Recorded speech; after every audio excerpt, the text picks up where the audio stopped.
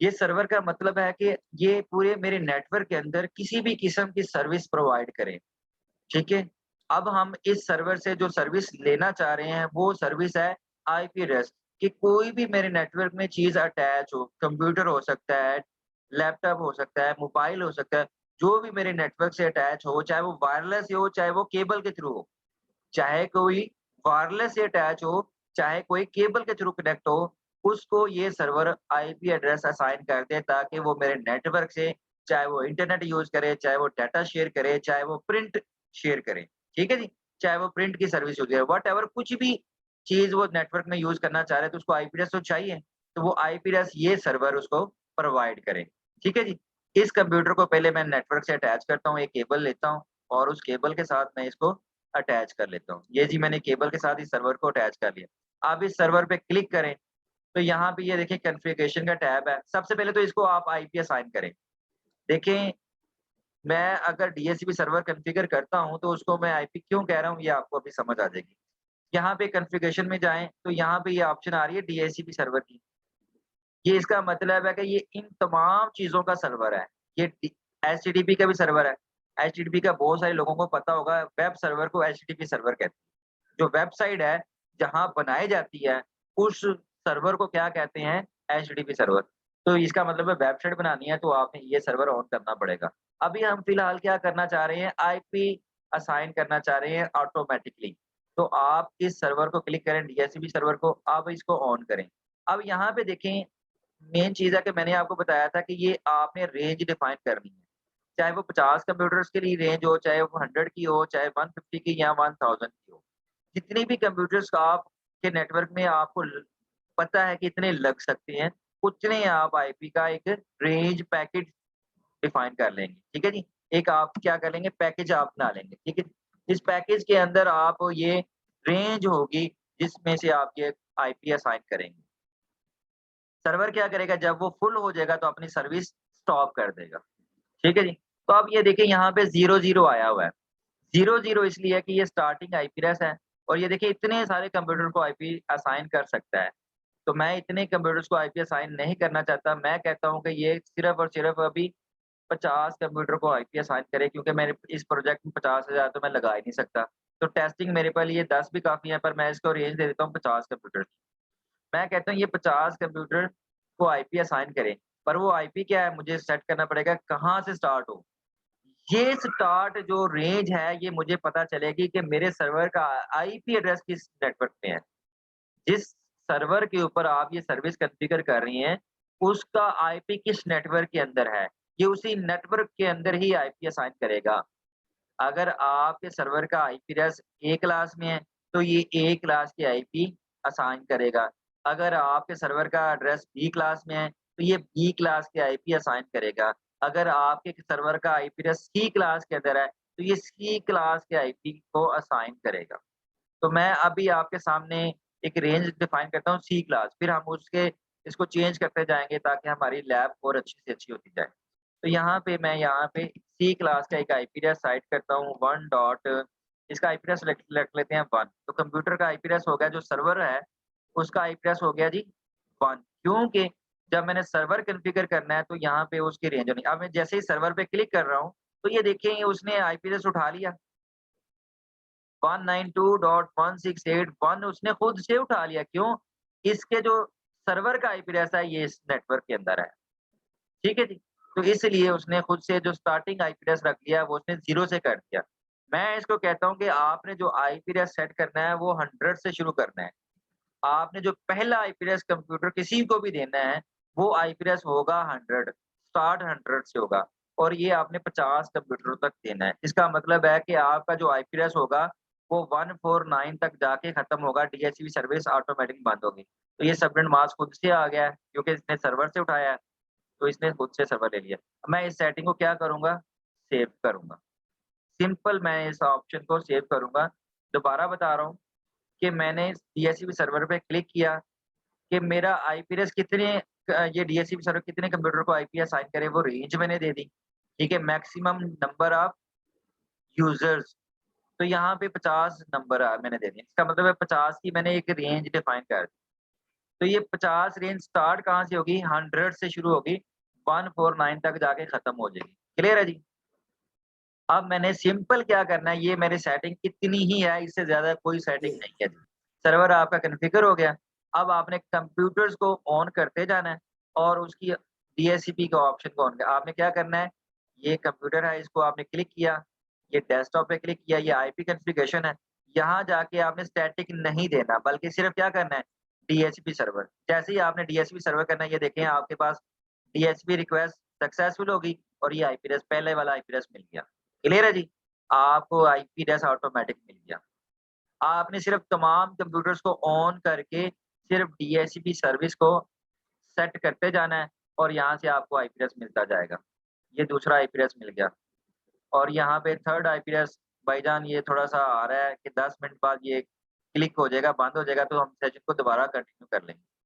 और यहाँ पे आपने दोबारा डीएचसीपी क्लिक करना है तो ये देखें, वन बाय वन तमाम कंप्यूटर्स को आईपी एड्रेस मिलता जा रहा है। जस्ट मैं उन कंप्यूटर्स को डीएचसीपी इनेबल करता जा रहा हूँ और बाय डिफ़ॉल्ट जब आपका कंप्यूटर होता है वो डीएचसीपी ही होता है। मैं आपको एग्ज़ाम्पल देता हूँ आपको। आप अपना मोबाइल किसी भी जगह पे जाके कनेक्ट करते हैं किसी भी वाईफ़ाई के साथ, क्या अपने मोबाइल को आपने स्टैटिक या डीएचसीपी किया है?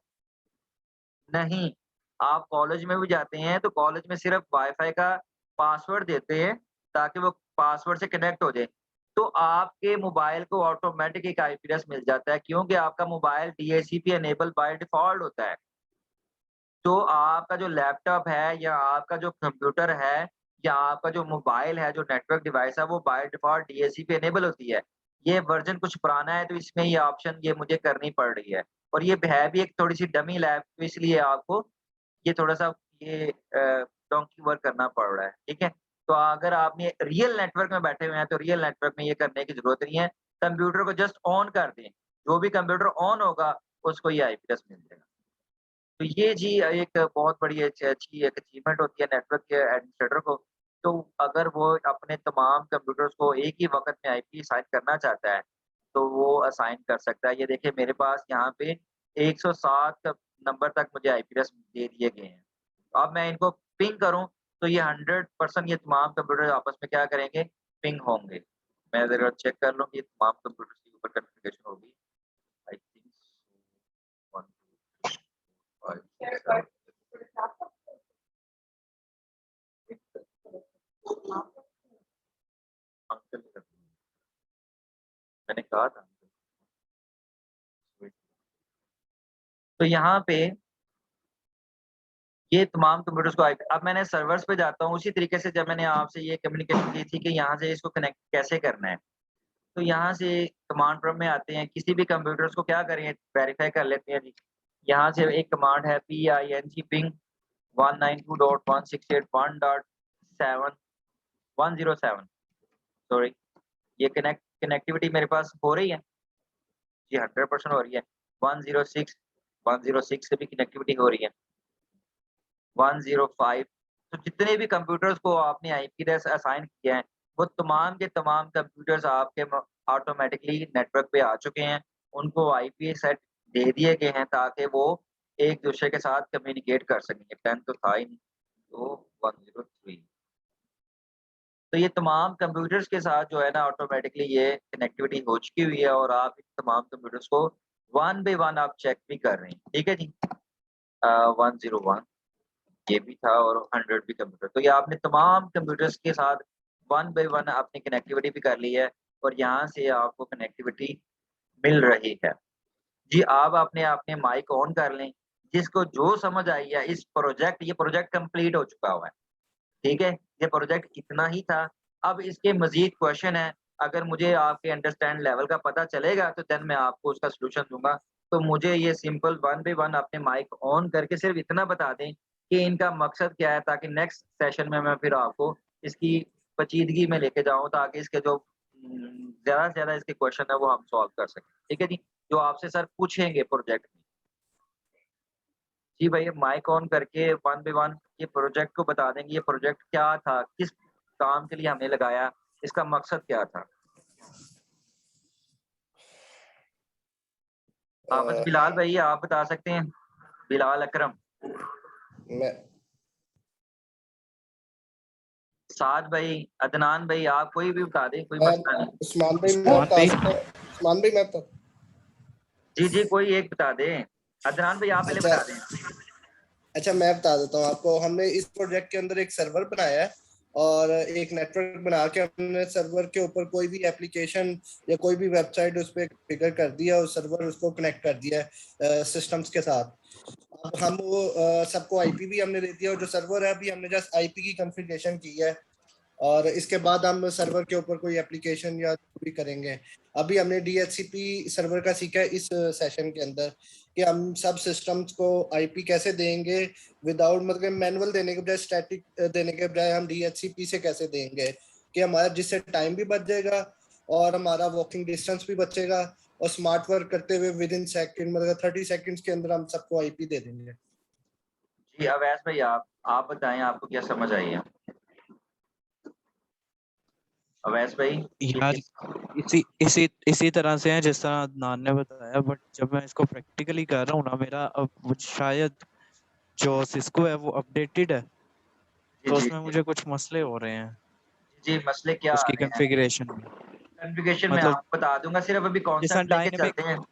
जी जी जी, जैसा डायनेमिक कर रहे हैं हम उसको आईपी को, तो वो मेरे से ठीक तरह से शायद डायनेमिक नहीं हो रहा, तो वो जो है अपना मैसेज जो है वो सही तरह से ट्रैवल नहीं कर मैं पाता। उसकी आपको ये कॉन्फ़िगरेशन इसलिए बताना चाह रहा हूँ कि अभी सिर्फ कॉन्सेप्ट समझ जाएँ, आपको सिर्फ बेसिक पता चल जाए, बाकी चीज़ें मैं आपको एलैबोरेट कर देता हूँ। अभी सिर्फ ये है कि सेशन कम था, तो मैं सिर्फ अभी ये चीज़ें बताना चाह रहा हूँ कि आप ये कॉन्सेप्ट समझ जाएँ। जब आपको कॉन्सेप्ट समझ आ गया, इंशाल्लाह बाकी चीज़ों को भी मैं लेके चलता हूँ कि वो सारी चीज़ें क्लियर होती जाएँगी। क्लियर है जी?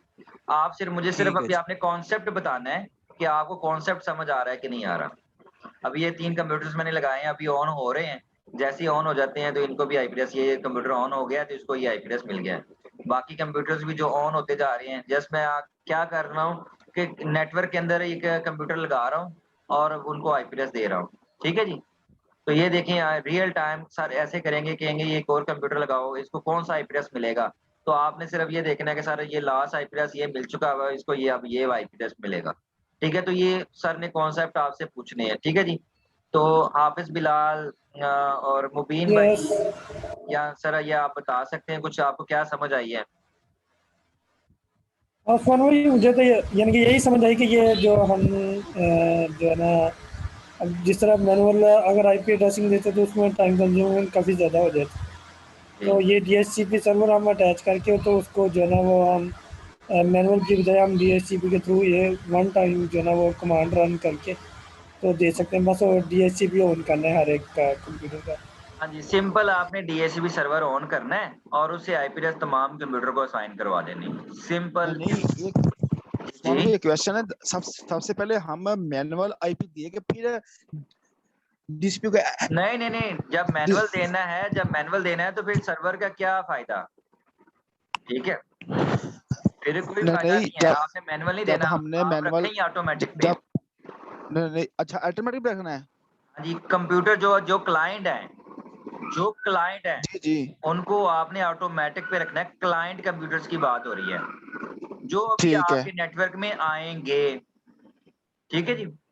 सर्वर कभी भी ऑन ऑफ नहीं होता, आपके क्लाइंट कंप्यूटर ऑन ऑफ मसलन होते हैं। कि आप कह डायरेक्ट करके हमने स्टैटिक को नहीं क्लिक करना, हमने सीधा उस पे जाना है, क्लाइंट पे जाना है, डीसीपी पे अगर जाना है। पहले कॉन्फ़िगर हुआ होगा सर्वर,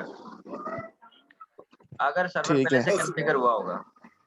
उस्मान भी ठीक है। स्विच अब इसके नेक्स्ट सेशन में सीखेंगे कॉन्फ़िगरेशन। जी, वो हम वन बाय वन टॉपिक कर देंगे, इसलिए मैंने ये टॉपिक इसलिए चुना है कि देखिए हमने सबसे पहले तो आईपी एड्रेसिंग पढ़ी है। आईपी एड्रेसिंग जी जी पढ़ी है तो बिल्कुल। हमें आईपी कॉन्फ़िगर करना आना चाहिए। तो हमने कंप्यूटर के ऊपर एग्जैक्टली जी आईपी कॉन्फ़िगर करना सीख लिया। अब जी जी दूसरा एक और वे भी हमने सीख लिया कि इसको ऑटोमैटिक कैसे देते हैं, ठीक है? वो वे जी भी जी हमने सीख लिया और ये एक हमारा प्रोजेक्ट जी था। अब उस प्रोजेक्ट को मज़ीद हम इस चीज़ की कोलैबोरेशन करेंगे और इस चीज़ को मज़ीद सीखेंगे, जिससे हमें ये क्लैरिटी ठीक आएगी है कि हम इस सर्वर को कैसे यूज़ कर सकते हैं। ये देखें, ये आप जब कंपनी में जाएँगे तो आपके सर्वर्स आपको माइक्रोसॉफ्ट के मिलेंगे, लाइनक्स के भी मिलेंगे, एप्पल के भी मिलेंगे, सन सोलारिस के भी मिलेंगे। तो यहाँ कोई मैंने एज़ ए एप्पल या माइक्रोसॉफ्ट या सन या लाइनक्स का सर्वर नहीं लगाया है। बल्कि एक DHCP का कॉन्सेप्ट समझा है कि एक DHCP सर्वर का कॉन्सेप्ट क्या होता है। ठीक है, तो वो एक जी, डमी बिल्कुल। लैब के थ्रू हमने ये परफॉर्म किया है। ठीक है जी, एक डमी ठीक हो गया। एक एप्लीकेशन थी जिसमें हमने ये सर्वर लगाया और ये डमी हमने कंप्यूटर लगाए हैं और डमी कंप्यूटर्स को ये आप ये असाइन कर दिए हैं। ठीक है जी।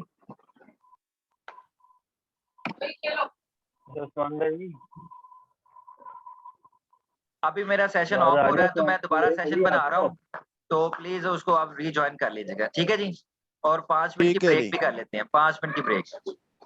ठीक है। ओके। ओके।